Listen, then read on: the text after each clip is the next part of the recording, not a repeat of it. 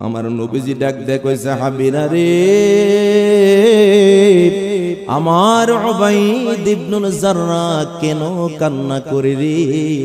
উবাইদ ইবনুল জাররাহরে আমি নবীর সামনে আনো। নবীজির সামনে আসলেন উবাইদ।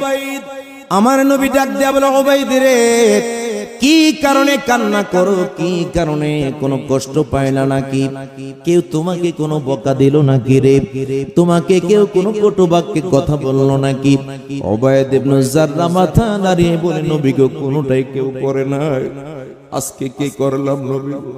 নিজের বাবারে নিজের হাতে কতল করে দিলাম। এর চেয়ে বড় কষ্টের কারণ কি হতে পারে?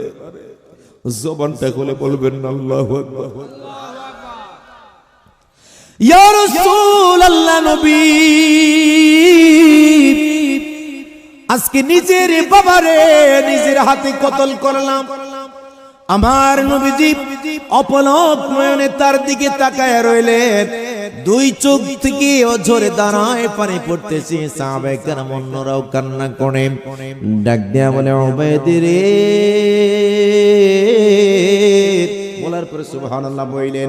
ডাক দেয়া কয়, উবাইদ, তুমি তো তোমার আজকে যুদ্ধের ময়দানে নিজের বাবা কাফিরকে কি করলা? হত্যা করে তুমি আজকে মুসলমানদের মধ্যে এমন একটা ইতিহাস তৈরি করে দিলা রে।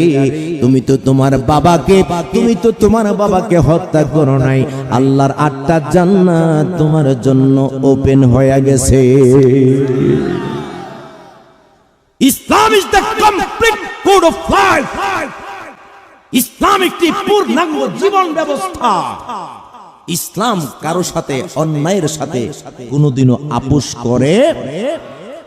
আমি গতকাল মাহফিল করলাম সিলেট বাহুবল